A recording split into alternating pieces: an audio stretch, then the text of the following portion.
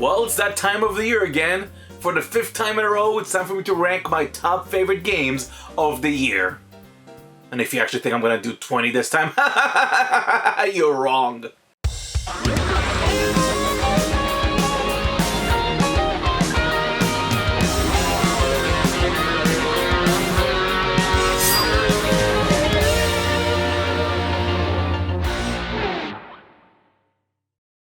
While 2017 was a megaton of a year, it only made sense that things are gonna slow down in 2018. And while there were definitely some disappointing titles, as a whole I was actually pleasantly surprised that this year of gaming was a lot better than I originally anticipated. Even reducing the list back to only 10 games proved to be quite a difficult task. And as per tradition, ports and remasters are ineligible.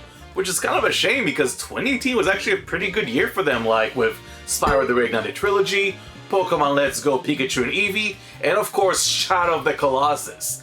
And as expected, I haven't played every single game, so some definitely slipped through the cracks, and I wish if I had more time, I would have loved to play any of these guys, but sadly it just wasn't in the cards this year. With that out of the way, let us officially begin my top 10 games of 2018.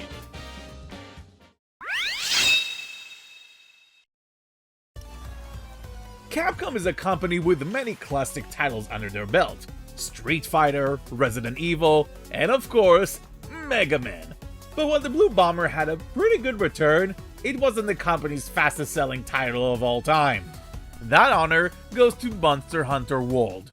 For the first time, instead of being segregated into small zones, each one of the game's landscape is a huge area teeming with life. Not only it's full of things to collect, but intimidating monsters to slay.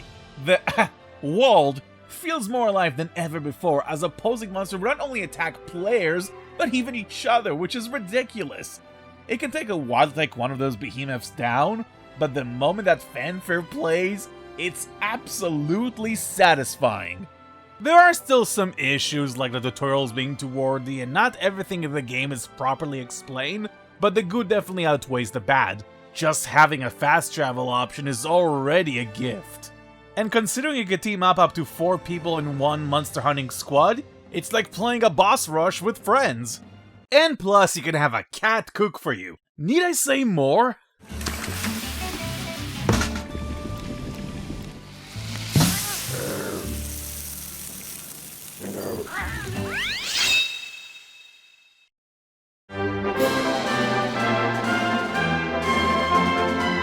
"2018 was quite a revelatory year for me when it came down to Dragon Quest. I actually got to meet the creator, Yuji Horii, in a couple of conventions. Honestly, I never really played a game in the franchise before, but decided to double in finally by playing Dragon Quest XI. I think it's a really good game, but not good enough to secure the spot, which goes to the other big JRPG of the year, Octopath Traveler. Which honestly quite surprised me because I'm not a huge fan of Bravely Default, and yet Octopath won me over instantly. The game has this unique graphical style that evokes 16-bit RPGs, as well as having a fantastic orchestral soundtrack. The real showstopper is the battle system, not only that it's easy to grasp, but has a really tight pacing that never feels sluggish. My main 2 gripes in the game that none of the 8 main characters actually interact with one of each other in their story path, which is right disappointing. Not to mention I thought we're done with the age of random encounters at this point. But I will give credit for trying something new in the genre. And while I admit that I haven't finished the game myself, I will say that this is the most fun I've had with a Japanese RPG in a long time. How was that?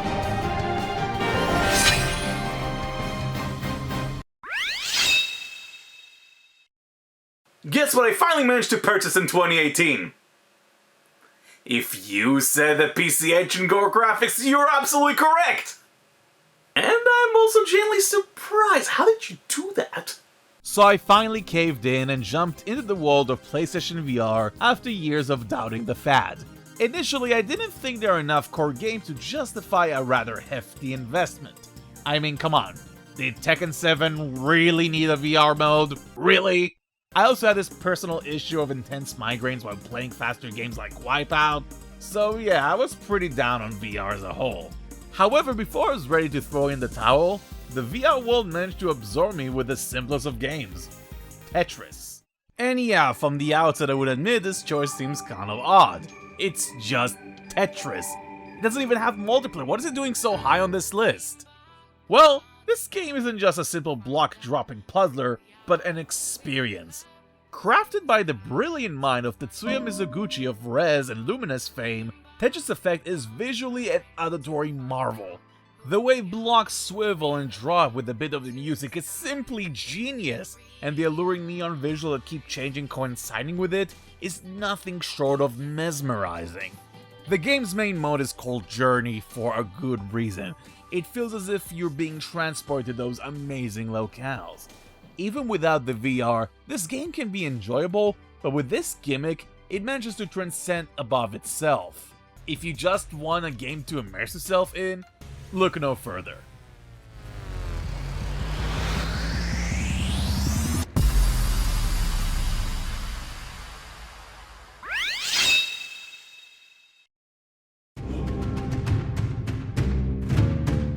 I admit at first I didn't really care for Dead Cells because I'm not a big fan of roguelike games. Or is it roguelite? Whatever. Losing all your progress after making one mistake from some unforeseen circumstance can be the most demoralizing thing ever. But thankfully, I'm so glad I was wrong about it. What makes Dead Cells different than its companions is the control. Every sword slash, projectile, or trap control absolutely perfectly. Jumping and dodging is also incredibly fluid, and having a helpful indicator that signals when enemies attack is extremely helpful. Even if every single level is procedurally generated, learning how enemies behave and how to use tools is half of the fun. And yeah, sure, it can be unrelenting at times, but it's always fun to come back for more, just to see if you can make it to the next area or find that cool new weapon. It takes the best part of exploration games like in Metroid, combining it with really tight combat like in Castlevania. So if you put those two together, you'll get a Metroid thing! I usually don't fall into the trappings of the indie darling. Just because a game is made by a small studio and gets rave reviews doesn't guarantee I'm gonna love it as well. But even sometimes I can admit defeat. Yes, Celeste is a good game. It's great even. Madeline is a young girl who wants to climb the highest peak of Mount Celeste, but no one really knows exactly why she wants to do it, she just has to. What makes Celeste a genius game is the fact that its poignant story treats the issues of anxiety and depression in a very mature and relatable way. And also, I don't want to spoil much, but it also translates to the gameplay itself. It's a tough game, but it's also fair too. And while dying is frequent, at least it's possible to go back to the beginning of a checkpoint, and those are plentiful. Executing perfect jumps in a consecutive manner has been the biggest joy I've had in a platformer of its style since Super Meat Boy. Every level has its own unique gimmick that never overstays its welcome, making the journey fresh throughout. And there's plenty of secrets to unlock, including those strawberries that are very tricky to get. So yeah, I agree. Celeste is fantastic, and the big fuss around it is absolutely justified.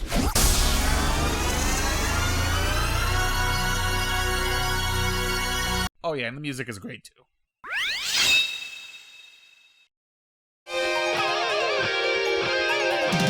"2018 has been one of the best years in fighting games since, 2012 probably. Do any of you guys remember I did that top 10 list back in the day? Anyway, when it comes to pugilism, there were many picks. From crossover games like BladeBlur Cross Tag Battle, to some favorites coming back like with Soul Calibur 6. And while those games were good, there was one game that was able to ascend above everyone else. Get it? Because Super Saiyan Dragon Ball FighterZ did the unthinkable. It gave us not only the best fighting game in the franchise, but one that is generally considered tournament material.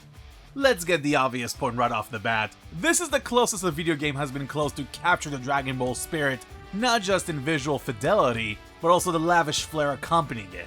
The combat is both fast and frantic, and every character gets a chance to shine. Even Yamcha. I'm not kidding, I actually main as Yamcha. Also, despite the fact this game has a pretty good roster of characters including DLC, I'm pretty sure most people would go with a team of Gokus versus a team of Vegetas. Sure, the story mode isn't great, and the menu system could have been simplified, but when it comes to sheer adrenaline, spectacle, and in-your-face action, no one does it better than Dragon Ball FighterZ. Plus, you can download a flow song to the soundtrack, so it's an instant 10 out of 10!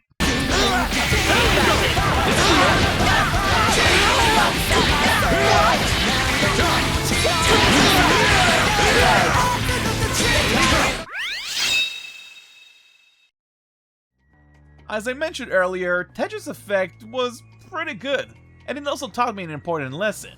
VR games don't have to be in first person the whole time. Even third person games can benefit from the treatment. And even though I love Tetris Effect, my actual favorite VR game of the year has to go to Astrabob Rescue Mission. At first glance, it's easy to see this game as a run-of-the-mill platformer, but its brilliance shines right from the get-go. Looking around to find the next platform to jump to is nothing short of revolutionary. There is just something incredibly innovating using yourself as the camera to find all the secret bots, which makes it really fulfilling to collect everything. But even taking that aside, this is just an expertly made platform game. And not only the levels are amazing, but the bosses aren't too shabby either.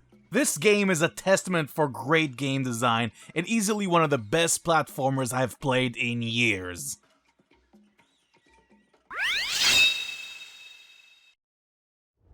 God of War being as great as it is probably the biggest shock to many. Kratos as a character was one of the most one-note protagonists of all time, and a drastic change to a behind-the-back camera angle came out of left field. But thankfully, this facelift rejuvenated the series with perhaps its best title to date. Not only Kratos is now a multifaceted character, but his son Atreus gives him the layer of humanity he was missing this entire time. Even the talks the two have while sailing or adventuring are interesting to listen to, especially with Mimir thrown into the mix. Combat is great. Even enemies that try to flank from behind, which would be an issue with the camera angle, can still be handled pretty swiftly, and Atreus can even use his arrows to stun or electrify enemies for Kratos to dispatch. Exploring the lands of Norse mythology is absolutely breathtaking, and the adventure holds many more secrets than any of the previous games combined. Even with some of the small issues I had, I can't deny what a monumental achievement God of War is. It's definitely a must-own.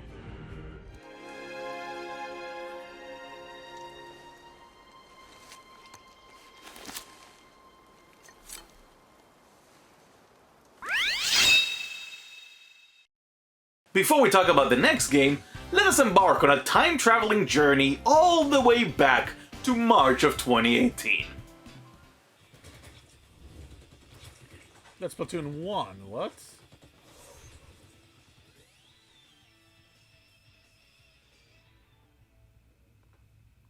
Wait, are they gonna be in Smash Brothers? Are they announcing Smash?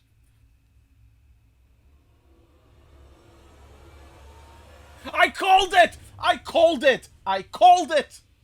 Come on, you expected me to talk about fighting games that came out this year and not put Super Smash Bros. On this list? And I'll be the first to admit that maybe I've ranked Super Smash Bros. 4 a tad higher than I should have back in 2014. I actually find that game extremely lacking in character. But Super Smash Bros. Ultimate? Not only this Switch game isn't just a Wii U port that's now its definitive edition, but this right here is a full-fledged sequel.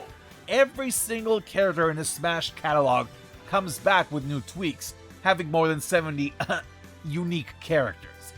There was something incredibly fulfilling actually starting out with only 8 of the original Smash characters and then having a full roster by the end of it. There are over 100 different stages, and while there are a few new ones, I'm just so happy we got so many of the classics, especially the ones that were on the DS game, now in full HD.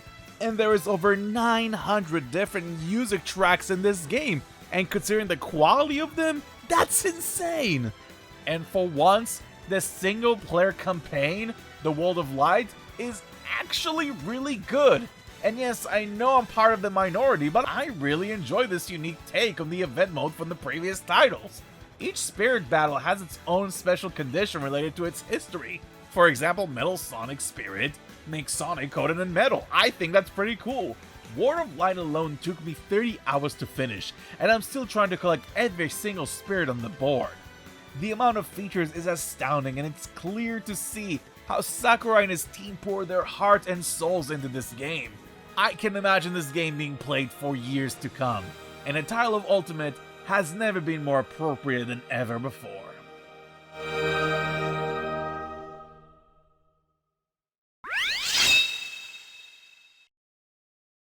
Usually I do a fake out, but I can imagine you know what this is going to be, so let's just do it.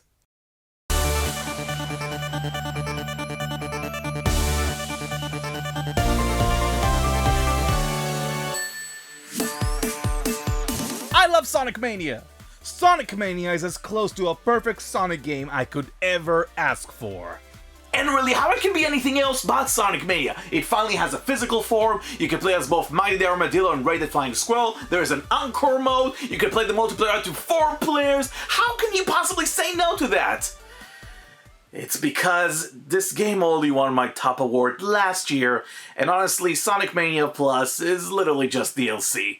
So, let's talk about the real number one, shall we? Oh yeah. My actual number one game of the year is Marvel's Spider-Man, if it wasn't as clear-cut as you might think. Before playing this game, I went back to my original Xbox and played Spider-Man 2 for the first time to see what all the fuss was about being the best Spidey game ever made. And yes, the physics behind the swinging is incredibly fun, but the game itself is far from great. You can tell me with a good conscience that this final boss is well designed. No! No! Insomniac Spidey just blows it out of the water, not even a question about it. Not only it looks and sound better, which is of course given because of the generational gap, but the controls have been streamlined to make traversal easier than ever before. Their last game, Sunset Overdrive, was to be the pinnacle of open world movement. 4 years later, and some of the most fun I had in this game was literally swinging from point A to B. The combat is also great, not just because it's easy to string combos, but using Spidey's abilities like his web shooters is extremely fun to use and it's incredibly cinematic. None of the story missions ever repeat themselves and they all feel unique, and I enjoy doing pretty much every sub-mission in the entire game. Even the stealth missions, and I didn't expect to have so much fun just sneaking around and taking each enemy one by one and hanging them on lampposts. It's so cool! And you know what? I even enjoy the Peter Parker missions when you do science experiment. It felt like solving a Ratchet & Clank puzzle. Seriously, I can just gush on and on about how much I love this game. But I would like to dedicate this entry to the man behind the character, Stan Lee. I watched Spider-Man the Animated Series and X-Men religiously as a kid. I played a huge variety of Marvel video games, and I can safely say that the Marvel Cinematic Universe has become my favorite film series of all time. It's true that Stan Lee had many collaborators over the years, but there is no denying his individual impact not just on comic books, but entertainment in general. I'm bringing this up because Marvel's Spider-Man is officially my favorite superhero game. And if you asked me years ago if I would ever give the number one spot to a licensed game of all things, I would laugh at your face. But when you give this franchise to some of the most creative developers in the business, there shouldn't be any surprise this game is this high of a caliber. That's why I have no doubt in my mind that Marvel's Spider-Man is my favorite game of 2018.